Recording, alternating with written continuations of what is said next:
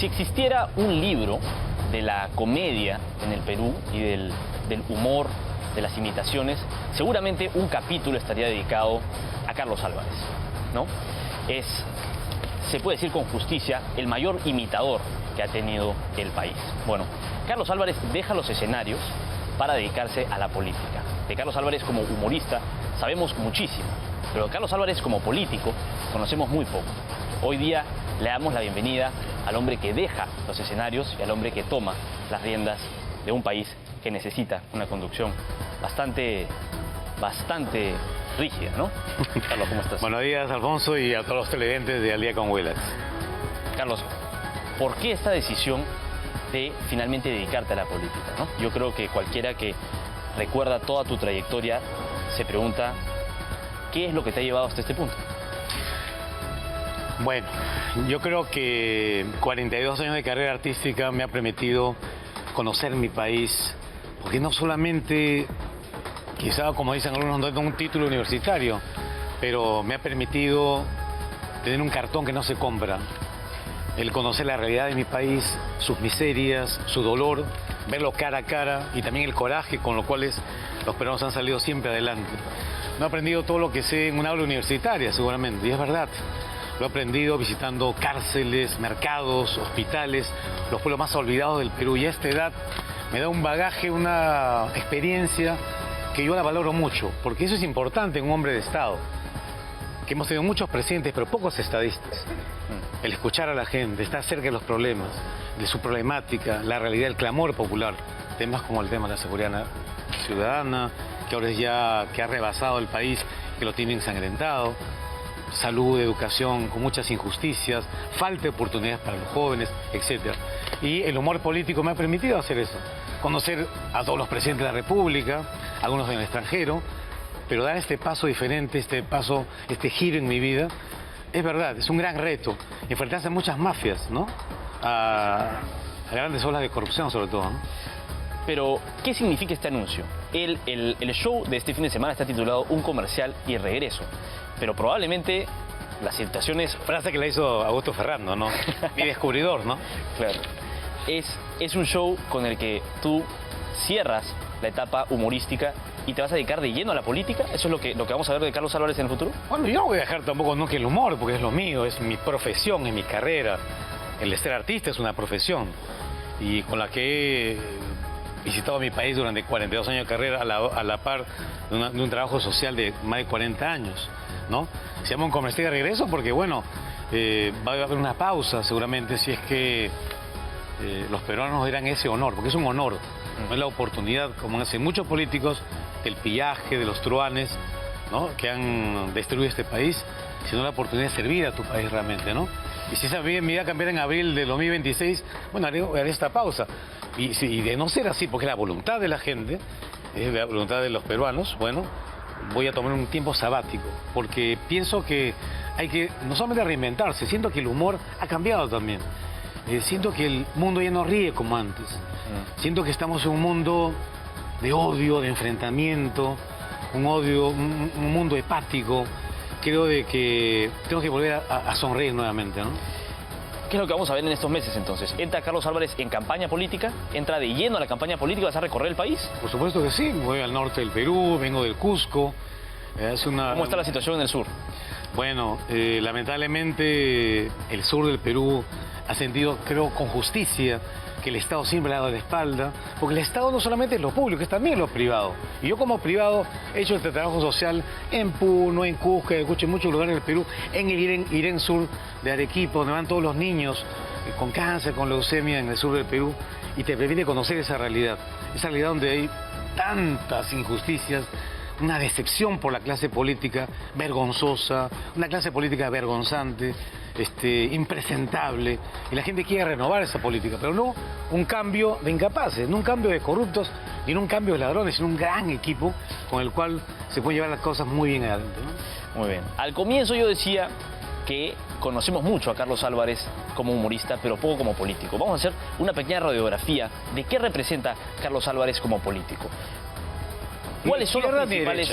Ni izquierda ni derecha. Yo soy una persona pragmática, creo en el sentido común, un gobierno de sentido común donde la gente realmente se den lo que realmente necesitan, ¿no? En salud, y llegar a un hospital, tener la cita médica a tiempo, con sus medicamentos, en la posta médica, no en la farmacia con los genéricos, sino también, para eso uno es ciudadano y tiene que recibir esos servicios del Estado. Algunos podrían decir que es una postura un poco tibia, no estar en un costado ni en el otro. No, para nada, porque lamentablemente esos extremos, estas ideologías, doctrinas, esto ha fraccionado a los peruanos. Ni siquiera dividido, nos ha fraccionado y nos ha enfrentado en odio que no construye. Y yo creo que esa es la gran responsabilidad de los partidos políticos, que eso han hecho, dividirnos a los peruanos. Y en ese caldo de cultivo, ellos pues ganan siempre, ¿no? En ese juego perverso de enfrentarnos a nosotros, siempre ganan y ven al Estado como un botín para saquearlo. Muy bien. Eso es injusto. ¿Por qué País para Todos? Bueno, me gustó el nombre primero del partido. Conversé con muchos partidos políticos. Con unos también me paré y me fui, cosa que no... ¿Tuviste negociaciones previas con varios partidos? Y seguramente por eso es que algunos candidatos, precandidatos, o algunos emisarios de ellos me atacan, ¿no? Porque nunca acepté... ¿Nos quieres contar alguna de esas propuestas? No. Bueno, ya será en su momento, Pero cosas como, por ejemplo, que me digan que los delincuentes tienen igual de derechos. No, señor. Disculpa la palabra, pero a mí, al carajo con los derechos humanos de los delincuentes. Esos derechos humanos se terminan cuando atacan, cuando ensangrentan, cuando asesinan, cuando roban al peruano decente que se gana el pan día a día. ¿Yo por qué tengo que darle el fruto de mi trabajo por la extorsión a un miserable delincuente? No, señor. Por eso mi propuesta es crear megapenales de 20.000, 30.000 internos, donde no solamente van a ir los delincuentes comunes, sino también los políticos corruptos, los ladrones políticos que han saqueado este país. Eso es lo que yo creo. Muy bien. Vamos a hablar de algunas propuestas, algunos temas. Ya has mencionado seguridad ciudadana, ¿no? Y creo que es un tema que tú has manejado mediáticamente bastante. Pero, ¿qué se puede hacer de repente con la minería en los distintos puntos que hay, ¿no? Artesanal, informal, ilegal, criminal incluso. ¿Qué se puede hacer con la minería en el país? Bueno, lamentablemente son más de 2 millones de familias que dependen de la minería. Hablamos de la artesanal, la minería informal, que ojalá se formalicen. Porque, fíjate, más de 12 años de reinfo. ¿Y cuándo se han formalizado? 4%, 2%, o sea, ¿qué estamos hablando? O sea, no ha servido el reinfo para algunos, no para todos, un paraguas del delito, un paraguas para el crimen, ¿no? Y ahora imagínate pues, con la onza del dólar, de la onza de oro que está a $4.500, y el próximo año, este año va a llegar a más de $5.050, imagínate. Ahí va a quererse ni siquiera trabajar en una empresa, sino ser un minero, pero no los ilegales. La trata de personas, la contaminación, la destrucción de la ecología, la trata de niñas, la prostitución, la corrupción, que tanto dinero se mueve con la minería ilegal. Oye, son 2/3 todos los delitos, los maneja la minería ilegal. Así que yo creo que debe haber una ley que realmente formaliza a todos y bajo el imperio de la ley todos tenemos que estar todos, hasta los mineros. Ante un eventual gobierno de Carlos Álvarez, ¿qué va a pasar con Petroperú? Bueno, Petroperú es un tema peliagudo, ¿no? Creo de que si bien es cierto, Petroperú también forma parte por lo menos el 25% de la distribución de nuestros combustibles. Tenemos que importar petróleo y todo eso, pero el problema siempre ha sido la gobernanza. Lamentablemente Petroperú, durante todos estos años y todos los gobiernos que han pasado, los que más critican, los que más te señalan, son los responsables. Ha sido la agencia de empleos y ha sido siempre pues el botín, la caja chica de los gobiernos. Hay que cambiar la gobernanza. Ahí está el problema, ¿no? Por ejemplo, que no entre ningún político a dirigir Petroperú. Eso se acabó. La reestructuración de la empresa. Hay demasiados empleados. ¿Te comprometerías tú a continuar la reestructuración que viene haciendo José Gerí? Sí, pero tendría con otras aristas diferentes y esto lo haremos con nuestro equipo y estudiarlo. Por ejemplo, el tema de distribución del combustible podría dirigirlo a Petroperú, pero la producción, mira lo que pasó con Altamesa, el lote 192. No pagó a las comunidades ni a los proveedores y lo asumes, esa deuda a Petroperú. Eso es un desastre. Igual de refinamiento. Hay un ejemplo muy palpable con Ecopetrol en Colombia.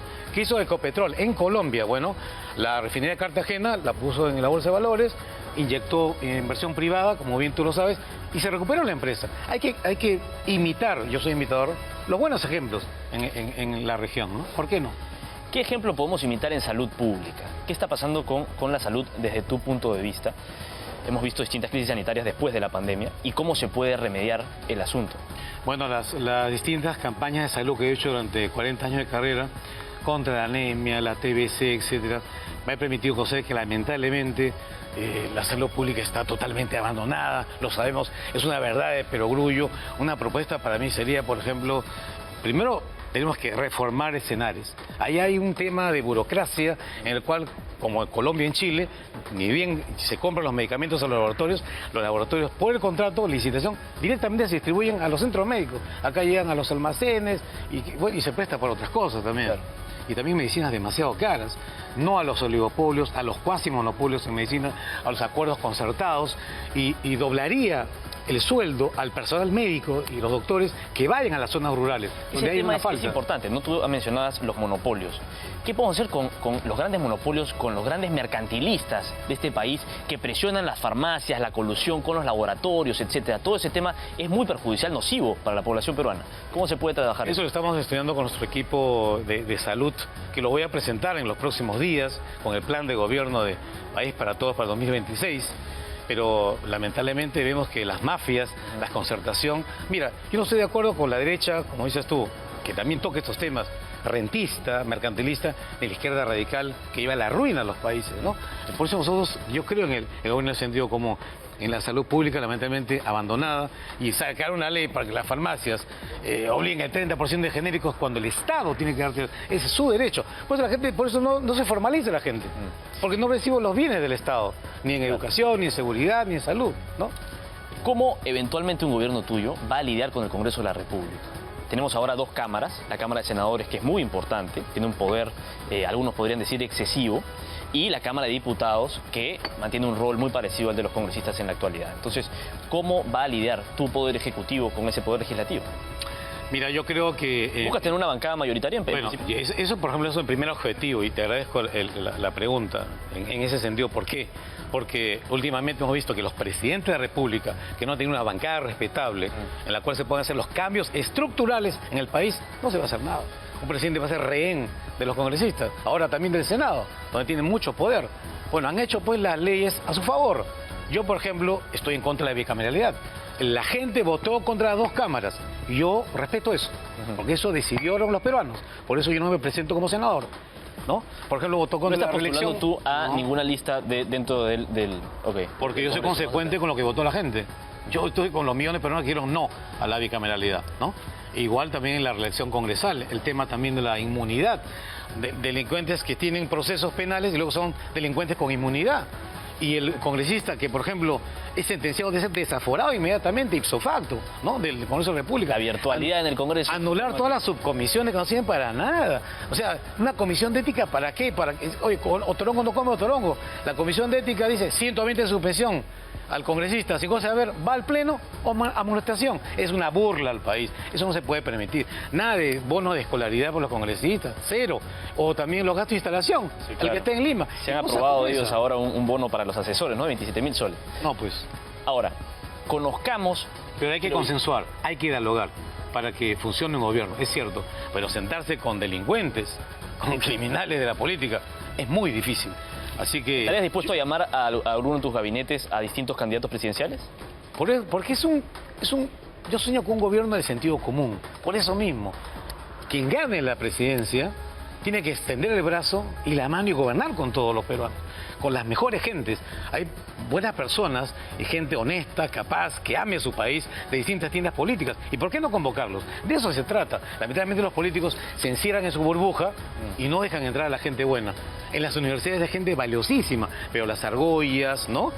Las mafias, las élites, hace que ellos no lleguen a servir al Estado. Gente valiosísima, ¿no? En el marco de conocer a Carlos Álvarez, creo que es importante conocer algunas posturas de Carlos. ¿Cuál crees tú que ha sido el mejor gobierno de los últimos 30 o 40 años que ha tenido el Perú? Bueno, lamentablemente estos gobiernos que hemos tenido, ha habido algunos que han tenido buenas cosas, ¿no? Pero lamentablemente la gente está decepcionada. Hemos llegado a un momento que tiene un golpe de timón. Sentimos que el país está a la deriva, no tiene un norte. Aquí los políticos hacen lo que les da la gana, no les importa ni la seguridad de la gente, ni la vida de la gente, ni siquiera salud, educación, etc. Mira, si hablamos de un presidente que para mí tiene mi admiración, fue el gran mariscal Ramón Castilla. Para mí fue el mejor. Lamentablemente hemos tenido gobiernos que no han pensado, no hemos tenido gobiernos patriotas. ¿Y en los últimos 30 años quizá un presidente que puedas rescatar? Quizá cosas buenas que han tenido los presidentes. Por ejemplo, el presidente García, edición 2, tuvimos una un crecimiento económico del 9%, espectacular, por eso es aceptable. En el tema de Fujimori, reinsertamos a la economía internacional, el tema de la seguridad con el tema del terrorismo. Toledo también hizo lo suyo, pero lamentablemente no hemos tenido esa sensación de un gobierno que realmente sirva a la gente en todos los aspectos. ¿Qué postura tiene Carlos? Yo creo que lamentablemente nos ha ganado, ¿sabes qué? Que las sociedades no hayan tenido capaces de tener acuerdos sociales, no se debe escuchar a la gente, no se ha respetado las instituciones, por ejemplo, ¿no? Y sobre todo que nos ha ganado la corrupción, la impunidad, la delincuencia en la política y sobre todo que han antepuesto el interés personal al de las mayorías. Eso tiene que cambiar y eso está en las manos del elector. ¿Qué postura tienes frente al gobierno de Juan Velasco Alvarado? Bueno, Juan Velasco Alvarado lamentablemente creo de que hay muchísima gente que lo admira, bueno, se respetan las opiniones, pero creo que lamentablemente el país retrocedió muchísimos años. Hubo buenas intenciones en algunas cosas, por ejemplo, se vivía una agricultura semifeudal, y eso se terminó, pero lamentablemente yo pienso que se debió conversar en el tema de la reforma agraria, por ejemplo, con las empresas, con las personas, con los que tenían las maquinarias, las semillas, y hacer un acuerdo para que... Pero mira qué pasó al final. Se repartió la tierra y al final, me recuerdo una época, yo era niño, importábamos hasta papa, nosotros, del Perú. ¿Qué es esto? O sea, cosas como esas lamentablemente fueron fatales para el país, ¿no? Muy bien. Pero también había gobiernos de derecha que son un desastre. Oye, perdón, gobiernos de derecha que se han levantado el Perú con Odebrecht. Miles de millones, ¿eh? ¿Cómo cuáles? Hemos tenido tiburones, hemos tenido pirañitas. Oye, todos estos años que Odebrecht operó en el Perú, pasó por todos los gobiernos, y caviares y de izquierda. Entonces, la sensación de la gente es que, oye, aquí todo el mundo hace lo que da la gana, acá todo el mundo roba, acá todo el mundo ve el Estado como un botín. La gente ya está harta de eso, quieren un cambio. Y eso tiene, en principio, un político que tenga valores, que tenga principios para servir a su país, ¿no? En el Ministerio Público hay una crisis bastante arraigada y profunda. Terrible, ¿no? ¿Reconoces tú cierta influencia de personajes como Gustavo Gorriti, como distintas ONGs que influyen en los casos, incluso en las investigaciones? Bueno, se dice mucho y durante años, se ha politizado la justicia, se ha judicializado la política y lamentablemente vemos cómo se antepone la política partidaria, los intereses de ciertos grupos políticos, sobre todo al fin principal del Ministerio Público. Sancionar al delincuente, sancionar al delito, al criminal, al sicario, al extorsionador, al político corrupto. No, están en los bandos, ¿no? De derecha, de izquierda, de caviar. ¿Y quién se preocupa por la gente? ¿Quién se preocupa por la condena a estos miserables malitos que nos quitan la vida y nos asesinan? No, nadie. Ellos están preocupados que la Junta Nacional de Justicia, que la magistratura, que no sé qué, que los fiscales supremos. Y la gente sigue muriendo, nos siguen asesinando. Ya han muerto 5 choferes más en lo que va del año. Por eso quieren parar los... ¿Viste el motín en Maranguita? Sí, claro. Por favor. Es rehabilitación. Es justo, entonces... Por eso hablé del tema de la sanción a los menores de edad. Perdón, yo he ayudado al Maranguita en de Trujillo, en Porvenir. Le regalamos las computadoras, colchones, una piscina para que los chicos se rehabiliten. ¿Sabes qué pasó a las 2 semanas? Quemaron todo. Y fue muy decepcionante. Entonces, yo creo en la rehabilitación, creo en la resocialización, pero sentimos también que lamentablemente hay delincuentes que abusan del sistema y es más garantista al delincuente, al victimario que la víctima. La gente quiere sanción, quiere castigo. El penal no debe ser un hotel 5 estrellas. No, señor, para eso no es la cárcel. Y que trabaje para que se mantenga. Y lo vengo diciendo años, no ahora, no es una posición electorera, no. Y no se le va a quitar el pan a un niño que se aguanta sin comer o con anemia, 43% en el Perú, para hacerle un delincuente. No, pues Alfonso, es una justicia. Claro. Me imagino que entonces estás de acuerdo con esta reorganización que está planteando el fiscal de la Nación de todo el Ministerio Público para finalmente adjudicar la mayor parte del presupuesto al crimen organizado, a las extorsiones. Es que también hemos querido resultados en los Odebrecht, por favor, el señor Barat hizo lo que le dio la gana, ¿no? El señor Pero desactivar estos equipos especiales... Vendió su penthouse, se dio su millón, no pagaron a la SUNAT. Oye, es un tema de justicia, o sea, han pisoteado el país. Y eso no tiene que ver con derecha ni con izquierda. Es sentido común, es la plata de los peruanos. Con esa plata, todo lo que se miles de millones, que vamos a poder hacer mejores hospitales, mejores escuelas, seguridad, oportunidades para la juventud, para que no se vayan del país 1 millón de jóvenes del Perú. Pero no, esa plata se la robaron, disculpa, se la tiraron. Esa es la verdad. Y la gente está indignada por eso. Esa pasa por ideologías. Lamentablemente, tenemos una clase política lumpen. ¿Estás de acuerdo con la desactivación de los equipos especiales que se ha dado en los últimos días de unos Lavallato, Cuellos Blancos, etcétera, por la presunta, quizás no solamente las injerencias, sino la prolongación excesiva de los casos? Lo que yo sí creo es de que me parece que la carga procesal es tan grande en el Poder Judicial, en la Fiscalía, que no se resuelven los casos. Claro. Pasan muchísimos años y no se llega a una sentencia. Eso no es justo tampoco, porque de repente el acusado puede ser inocente y está pasando un camino al Gólgota durante 40 o 30 años. Eso no es justo tampoco. Necesitamos, eso sí, que se hagan de una manera célere, dentro del Ministerio Público como al Poder Judicial, ¿no? Y con justicia para todos. Sea quien sea, aquí no hay padrinos, ¿eh? Nadie debe tener corona bajo el imperio de la ley. Nadie, señor. Del presidente hasta el último servidor. En un eventual gobierno tuyo, ¿se reducirían ministerios? Fusionarlos, algunos. Eso lo estamos estudiando, ¿no? Por ejemplo, cultura con educación, inclusión social con el de la mujer. ¿Qué se puede hacer con depende de un ministerio de la familia. Con la educación? ¿Qué se puede hacer? Bueno, no podemos mejorar la capacitación de los maestros, mejorar también sus ingresos, la currícula escolar, modernizarla, ¿no? El tema de la anemia también es importante porque pierden la capacidad de aprendizaje los niños. Los niños se duermen en las aulas porque no están bien alimentados, ¿no?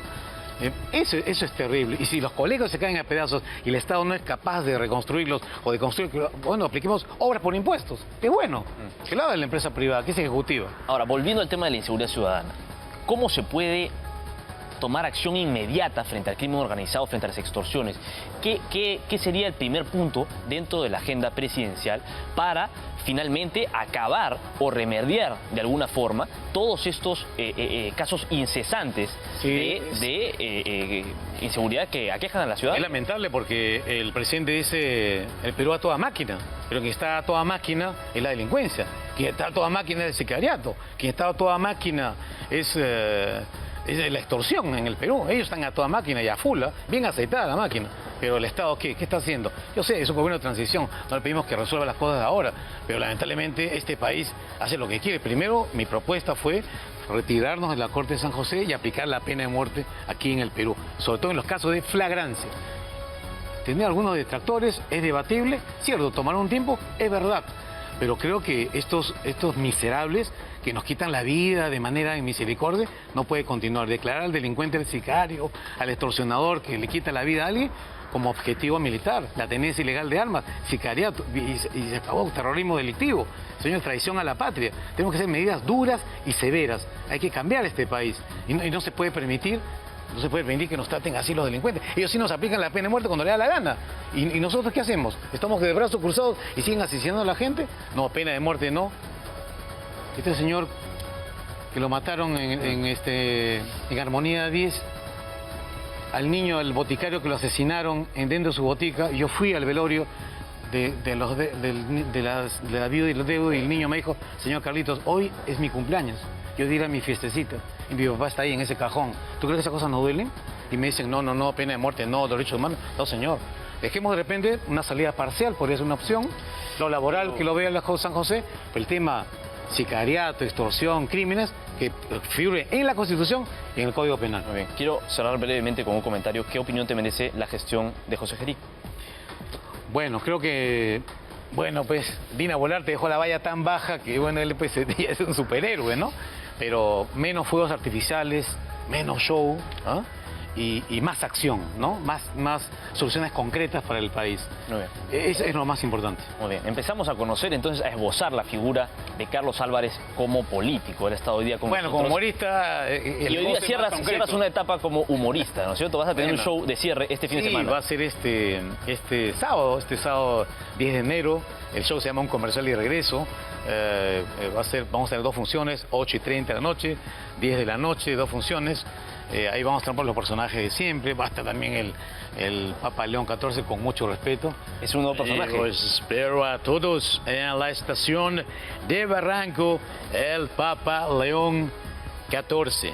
No como dice Acuña, el Papa X Bechica Palito. ¿Qué otro personaje vamos a ver ahí? ¿Alejandro Choledo de repente? No, también. Por supuesto que sí, ahí estaré. Oye, me ha servido café, qué malo eres, carajo. Y bueno, estará también Donald Trump, ¿no? Va a estar ahí. Bueno, también. Sí, vamos a ver. Bueno, hacemos una parte de los personajes clásicos y por otro algunas personas que van saliendo en el momento. Se va reciclando la obra, ¿no? En la estación de Barranco. Va a ser Personajes que definitivamente dos funciones este sábado. han Las marcado- entradas en Ticketmaster, ¿eh? Ahí lo están en Ticketmaster. Muy bien. Personajes que han marcado... Así es, y César Acuña también. Amigos, Alfonsito, amigos al día con Willax. Si quieres saber algo, pregúntale al 2 o al 3, porque uno nunca sabe. Muy bien.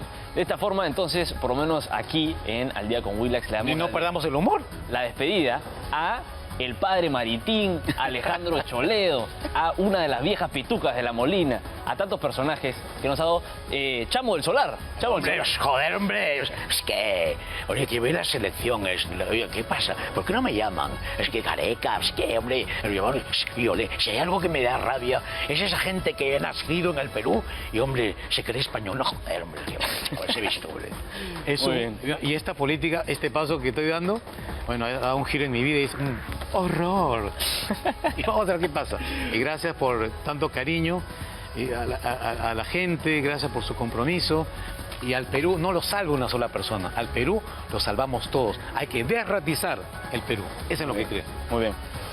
Son las 7:05 Gracias, Alfonso. de la mañana. Carlos, Te por felicito. favor.